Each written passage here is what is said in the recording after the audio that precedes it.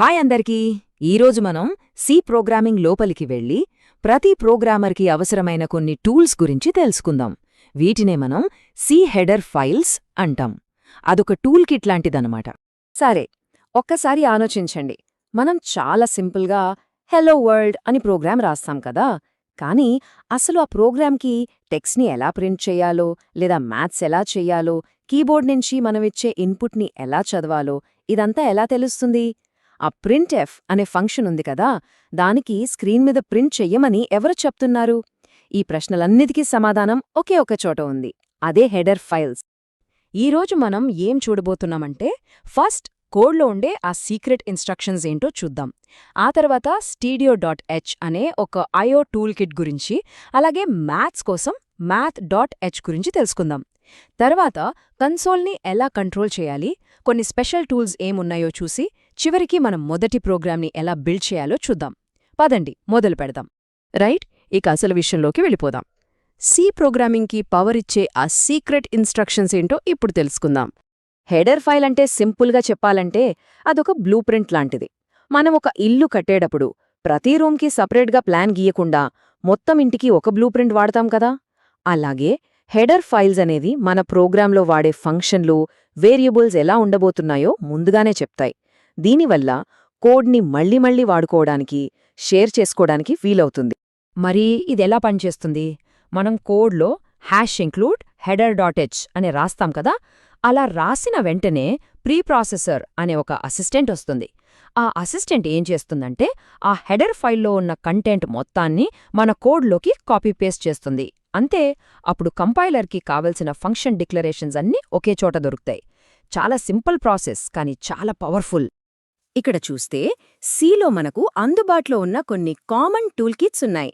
studio.h ఏమో input output కోసం, mathematics.h లెక్కల కోసం, string.h టెక్స్ట్ని హ్యాండిల్ చేయడానికి. ఇలా ప్రతి పనికి ఒక స్పెషల్ టూల్ ఉంది. వీటిల్లో కొన్నింటి గురించి ఇప్పుడు మనం డీటెయిల్డ్గా చూద్దాం. ఇప్పుడు మనం మాట్లాడబోయేది studio.h గురించి.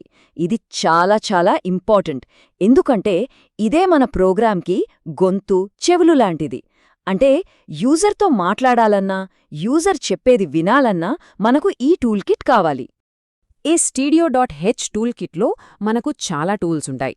ఉదాహరణకి printf ఫంక్షన్, దీంతో మనం స్క్రీన్ మీద ఏదైనా ప్రింట్ చేయొచ్చు. అలాగే scanf, కీబోర్డ్ నుంచి ఇన్పుట్ తీసుకోవడానికి. ఇక ఫైల్స్ని ఓపెన్ చేయడానికి fopen, క్లోజ్ చేయడానికి fclose. ఇలా చాలా ఉన్నాయి. వీటన్నిటితో మన ప్రోగ్రాం బయటి ప్రపంచంతో కమ్యూనికేట్ చేస్తుంది.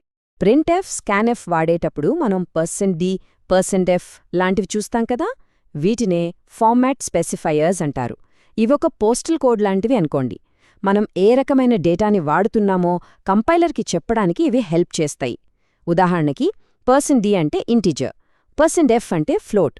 ఇలా డేటాని కరెక్ట్గా హ్యాండిల్ చేయడానికి ఇవి చాలా అవసరం.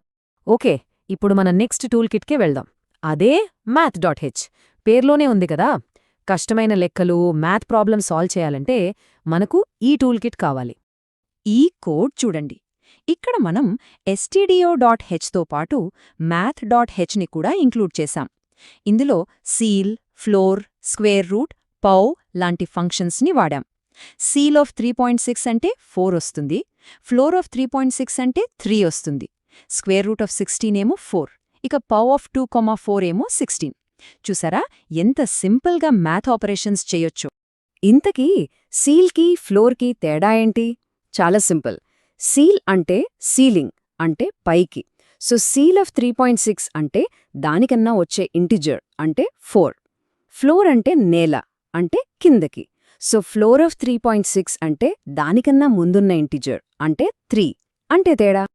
ఇక మిగతా రెండు టూల్స్ చూద్దాం. Square root, 16. స్క్వేర్ రూట్ అంటే స్క్వేర్ రూట్, 16కి స్క్వేర్ రూట్ 4. అలాగే పా ఆఫ్ 2,4 అంటే 2 పవర్ 4, అంటే 2ని 4 సార్లు గుణించడం. సో మనకు 16 వస్తుంది. ఈ టూల్స్తో మ్యాచ్ చేయడం చాలా ఈజీ అయిపోతుంది.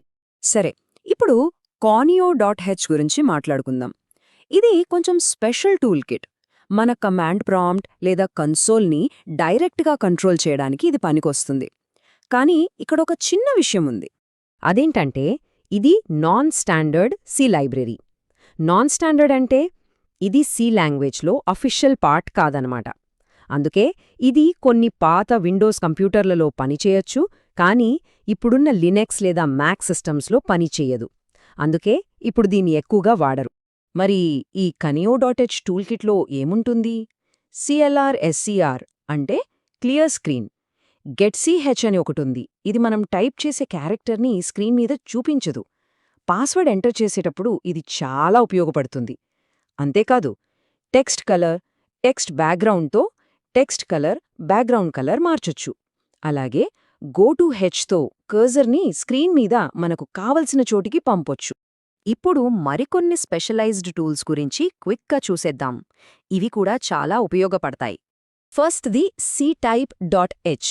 ఇది క్యారెక్టర్స్తో అంటే అక్షరాలతో పనిచేయడానికి. ఉదాహరణకి టు అనే ఫంక్షన్ వాడితే స్మాల్ ఏ కాస్త క్యాపిటల్ ఏగా మారిపోతుంది. చాలా సింపుల్ కదా.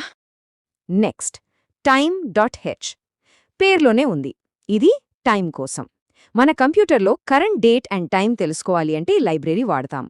టైం లేదా సి టైం లాంటి ఫంక్షన్స్తో సిస్టమ్ టైంని మన ప్రోగ్రాంలో ప్రింట్ చేయొచ్చు. రైట్, ఇప్పుడు దాకా మనం చాలా టూల్స్ గురించి తెలుసుకున్నాం. ఇప్పుడు థియరీ చాలు, ఇక కోడ్ రాసే టైం వచ్చింది. గుర్తుంచుకోండి, ఒక మంచి పవర్ఫుల్ ప్రోగ్రాం రాయాలంటే మనం చాలాసార్లు ఒకటి కంటే ఎక్కువ టూల్కిట్స్ వాడాల్సుంటుంది. ఇది వంట చేయడం లాంటిది. ఇన్పుట్ తీసుకోవడానికి stdio.h, ఏదైనా లెక్క చేయడానికి math.h, మళ్లీ రిజల్ట్ని ప్రింట్ చేయడానికి stdio.h, ఇలా అన్నింటినీ కలిపి వాడితేనే ఒక కంప్లీట్ ప్రోగ్రాం తయారవుతుంది. సో ఇప్పుడు మీ దగ్గర టూల్స్ ఉన్నాయి.